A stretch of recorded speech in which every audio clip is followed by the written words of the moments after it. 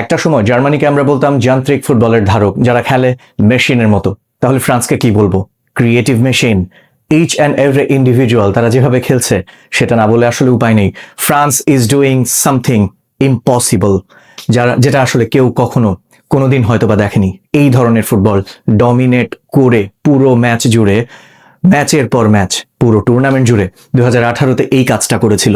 2022-এ একটু নড়বড়ে ছিল একটা দুইটা ম্যাচে, বাট ইভেন্চুয়ালি নকআউট স্টেজ থেকে ফাইনাল পর্যন্ত তারা তাদের ম্যাচিউরিটি দিয়ে, তারা তাদের স্ট্রেংথ দিয়ে উতরে গিয়েছিল। আর এই টুর্নামেন্টেও তাই, এখন পর্যন্ত আনবিটেন, সামনে যাদেরকে পাচ্ছে উড়িয়ে দিচ্ছে।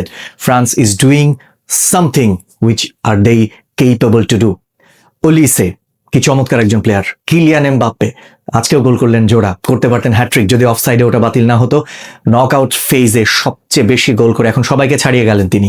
10টা গোল কিলিয়ান এমবাপ্পের, 8টা গোল ছিল লিওনিদাস এবং রোনালদো, ব্রাজিলিয়ান গ্রেট, তাদেরকে ছাড়িয়ে গেলেন তিনি। এবং জুস ফন্তেন, পেলে, ভাভা, নেনালডি, তাদেরকে ছাপিয়ে গেলেন কিলিয়ান এমবাপ্পে। কি অসাধারণ একজন প্লেয়ার! এইরকম পারফরমেন্স যার কাছ থেকে এক্সপেক্টেড থাকে, প্রতি ম্যাচে ডেলিভার করছেন। যেখান থেকে মনে হলো গ্রুপ পর্বে শেষ করেছিলেন, ঠিক সেখান থেকে আবার শুরু করলেন। কোনো ধরনের শেকিনেস নেই, কোনো ধরনের ইতস্তত বোধ নেই। সুইডেনকে দেখে যেন মনে হচ্ছিল ম্যাচ শেষে যে তারা এই ঘটনার জন্য প্রস্তুতি ছিল, চোখে কারো পানি নেই। মনে হয় পুরো যুদ্ধ বা ব্যাটেলে তারা যে গোল হজম করেছে, যতটুকু ফাইট করেছে, যে স্কোর লাইন নিয়ে তারা বাড়ি ফিরছে, তাতেই তারা হ্যাপি। আর করবেইটা বা কি ফ্রান্সের সঙ্গে এইরকম একটা দল। যেদিন আপনার এমবাপ্পে কাজ করছে না নরওয়ের সঙ্গে, ওসমান দেমবেলে হ্যাট্রিক করে দিলেন। যেদিন দেমবেলে ইজ নট ডুইং গুড, ওই দিন মাইকেল ওলিসে কাজ করে দিচ্ছেন। ব্র্যাডলি বারকোলা আছেন, তিনি গোল করলেন। ডেজিরে দুয়ে তিনি আছেন। রায়ান শেরকির মতো প্লে মেকার বাইরে বসে কাটাচ্ছেন। আদখিয়ে, রাবিয়ন, কোনে, প্রত্যেকটা প্লেয়ার কি দারুণ তাদের কম্বিনেশন, তাদের যে ইম্পর্টেন্স, প্রত্যেকটা প্লেয়ারের যে এই যে টিমের মধ্যে যে কম্বিনেশন। কিলিয়ান এমবাপ্পে গ্রেটনেসকে এমন একটা জায়গায় নিয়ে যাচ্ছেন। এই মুহূর্তে তার গোল সংখ্যা হচ্ছে 18, একদম গ্রেটনেসের পথে, ওয়ার্ল্ড কাপের সমস্ত রেকর্ড ভেঙে ফেলার পথে কিলিয়ান এমবাপ্পে। মেসি এখনো খেলছেন বলে হয়তো বা তার শেষ বিশ্বকাপ বলে, বাট কিলিয়ান এমবাপ্পে আপনি যদি নিশ্চিত করেও ধরেন কমপক্ষে 2টা ওয়ার্ল্ড কাপ আরও খেলবে, তাহলে কোথায় যাবেন Kylian Mbappe? We all know that. এটা গেল এমবাপ্পের কথা। গোলটা করার পর কিলিয়ান এমবাপ্পে যেভাবে ছুটলেন দিদিয়ে দেশর দিকে, তার সেই কোচ যখন তার টাফ টাইম গেছে, মাঠের বাইরে যখন সমালোচনায় বিদ্ধ, রিয়াল মাদ্রিদে গেছেন, কিচ্ছু হচ্ছে না, ফর্ম নেই, প্রত্যেকে তাকে ধুয়ে ফেলছে, সেই সময় তাকে অনুপ্রেরণা জুগিয়েছেন। মাহারা কোচ গত ওয়ার্ল্ড কাপ ম্যাচে নরওয়ের সঙ্গে থাকতে পারেননি, আজকে ফিরে এলেন ডাগ আউটে। ফ্রান্স আবারও তাদের যে পুরনো খেলা সেটাই ফিরে এলো। 4-4-2 ফরমেশনে সুইডেন দল সাজিয়েছিল এবং এই ফরমেশনটা ফ্রান্স বেশ পছন্দ করলো।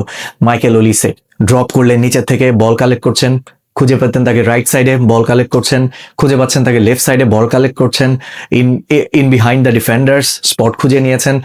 টুর্নামেন্টের ওয়ান অফ দ্য বেস্ট গোল হয়তো বা করেও ফেলতে পারতেন, তার সেই ওভারহেড কিকটা যদি জালে জড়াতো। What a player Michael Olise. Ousmane Dembele, তাদেরকে একসাথে থামাবে এই সাধ্য টাকার? কি মনে করেন আপনারা যে কেউ তাদেরকে আদৌ থামানোর মতো ক্ষমতায় আছে? নেক্সট ম্যাচটা ফ্রান্স পেয়েছে প্যারাগুয়েকে, ইজিয়েস্ট গেম। মানে প্রত্যেকটা অপোনেন্টকে সম্মান দেওয়া দরকার, বাট কম্পেয়ার টু ফ্রান্স এই সাহস বা দুঃসাহস কেউ দেখাবে যে প্যারাগুয়ের সঙ্গে ফ্রান্স জিতবে না? এটা মানে একদম বুক ফাঁপিয়ে বলবে নো চান্স। মরক্কো তারপরের ম্যাচে, অথবা কানাডা, যেই আসুক কোয়ার্টার ফাইনাল, তারপরে স্পেন, পর্তুগাল কিংবা যারাই আসুক ওই হাফ থেকে বেলজিয়াম এবং ইউএসএ আছে। তো ফ্রান্সের সামনে অপোনেন্ট সহজ না, তবে ফ্রান্স নিজেরাই এত কঠিন, অন্যদেরকে সহজ না বলে উপায়ও থাকে না। This is France for you guys.